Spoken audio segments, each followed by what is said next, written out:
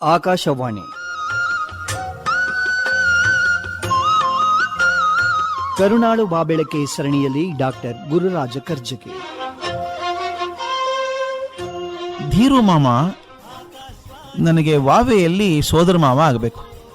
ಹಾಗೆ ಸಂಬಂಧ ಹುಡುಕ್ತಾ ಹೋದರೆ ಬಹಳ ದೂರದ ಸಂಬಂಧ. ಅದು ಆತ್ಮೀಯತೆಯಲ್ಲಿ ತುಂಬ ಹತ್ತಿರದವರು. ನಿಮಗೂ ಹಾಗೇ ಇರ್ತದೆ. ಚಿಕ್ಕಪ್ಪನ ಮಕ್ಕಳೇ ದೂರ ಇರ್ತಾರೆ, ಪಕ್ಕದ ಮನೆಯವರು ಪ್ರೀತಿಯಾಗಿರ್ತದೆ. ಹಾಗೆ ನನಗೆ ಆ ಮನುಷ್ಯ ಗುರುವಾದ ಆದರ್ಶವನ್ನು ನಡೆದು ತೋರಿಸಿದಂಥ ಮನುಷ್ಯ. ನಿಮ್ಗೆ ಆಶ್ಚರ್ಯ ಆಗುತ್ತೆ ಸ್ನೇಹಿತರೆ, ಅವನ ಬಗ್ಗೆ ಹೇಳಿದರೆ. ಅವನು ಇಡೀ ಜೀವನ ಅಂದರೆ ಜೋಕಾಲಿ ಆಟ ಇದ್ದ ಹಾಗೆ. ಒಂದು ಕಾಲದಲ್ಲಿ ಇಡೀ ದಕ್ಷಿಣ ಭಾರತಕ್ಕೆ ಶ್ರೀಗಂಧದ ಮರ ಸಪ್ಲೈ ಮಾಡ್ತಿದ್ದಂತೆ ಅವನು.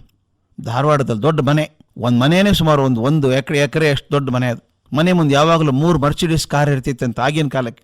ಭಾರಿ ಶ್ರೀಮಂತ. ಆ ಶ್ರೀಮಂತಿಕೆ ಇದ್ದಾಗ ಮಾವ ಹಾಗೇ ಇದ್ದ, ಚೆನ್ನಾಗಿದ್ದ.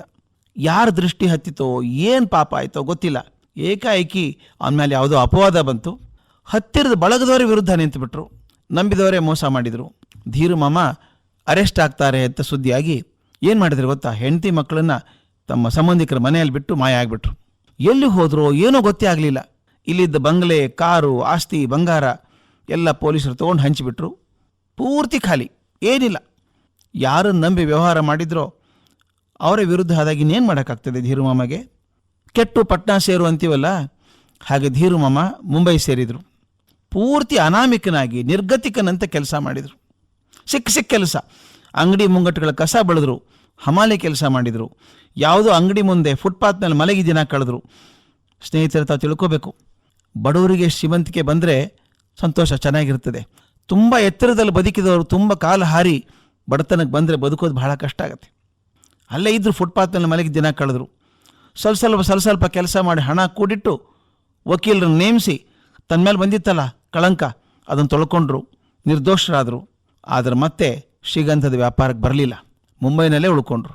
ಪರಿಶ್ರಮ ಮಾಡಿ ಕೆಲಸ ಮಾಡಿ, ನಿಮಗೆ ಆಶ್ಚರ್ಯ ಆಗುತ್ತೆ ಹೇಳಿದರೆ, ಒಂದು ಅತ್ಯಂತ ದೊಡ್ಡ ಬಟ್ಟೆ ಕಾರ್ಖಾನೆಯಲ್ಲಿ ಅತ್ಯುನ್ನತ ಸ್ಥಾನಕ್ಕೇರಿ ಮ್ಯಾನೇಜಿಂಗ್ ಡೈರೆಕ್ಟರ್ ಆದರು. ಮತ್ತೆ ಬೇಕಾದಷ್ಟು ಹಣ ಬಂತು, ಪರಿವಾರ ಬಂತು, ಬಳಗ ಬಂತು.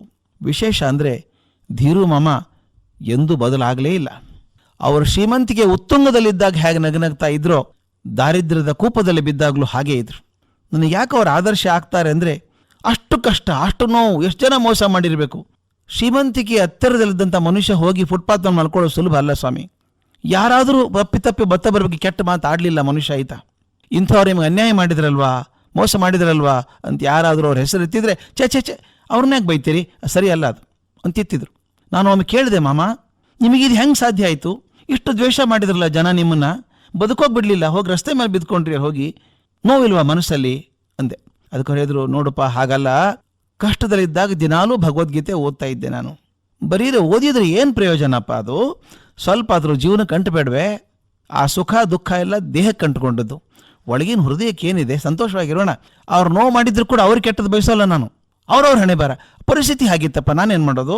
ಎಲ್ಲರೊಂದು ನಗನಗ್ತಾ ಅನ್ಯಾಯ ಮಾಡಿದವ್ರಿಗೂ ಶ್ರೇಯಸ್ಸನ್ನು ಬಯಸಿದಂಥ ಧೀರು ಮಾಮ ಆ ಶರಣರ ಸಾವನ್ನೇ ಪಡೆದರು.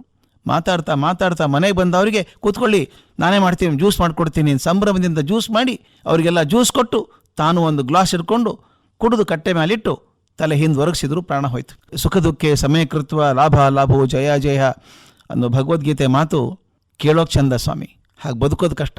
ಹಾಗೆ ಬದುಕಿದವರು ಧೀರು ಮಾಮ. ನನಗನ್ಸುತ್ತೆ ಆ ಸಮತಾಭಾವದ ಸುಖ ದುಃಖಗಳನ್ನು ಒಂದೇ ರೀತಿ ತಗೊಳ್ಳುವಂಥ ಮನೋಭಾವ ನಮಗೊಂದು ಚೂರು ಬಂದರೆ ಸಾಕು, ಜೀವನ ತುಂಬ ಸುಂದರ ಆಗುತ್ತೆ. ಹಾಗೆ ಮಾಡ್ಕೊಳ್ಳೋಕೆ ಪ್ರಯತ್ನ ಮಾಡಬೇಕು. ಕರುನಾಳು ಬಾಬೆಳಕೆ ಸರಣಿ ಕಾರ್ಯಕ್ರಮ ಪ್ರಸಾರವಾಯಿತು. ಪ್ರಸ್ತುತಿ ಡಾಕ್ಟರ್ ಗುರುರಾಜ ಕರ್ಜಗಿ.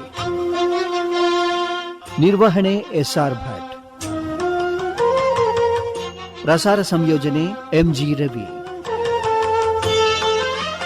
ಇದು ಆಕಾಶವಾಣಿ FM ರೈನ್ಬೋ ಪ್ರಸ್ತುತಿ. ಈ ಕಾರ್ಯಕ್ರಮದ ಎಲ್ಲ ಸಂಚಿಕೆಗಳನ್ನು ಮತ್ತೊಮ್ಮೆ ಕೇಳಲು ಯೂಟ್ಯೂಬ್ ಚಾನೆಲ್ ಸಬ್ಸ್ಕ್ರೈಬ್ ಮಾಡಿ. ಯೂಟ್ಯೂಬ್ ಚಾನೆಲ್ ವಿಳಾಸ FM ರೈನ್ಬೋ 101.3 ಕನ್ನಡ ಕಾಮನಬಿಲ್ಲು. Akashvani FM rainbow 101. Akashvani FM rainbow 101.3 MHz. Musically yours.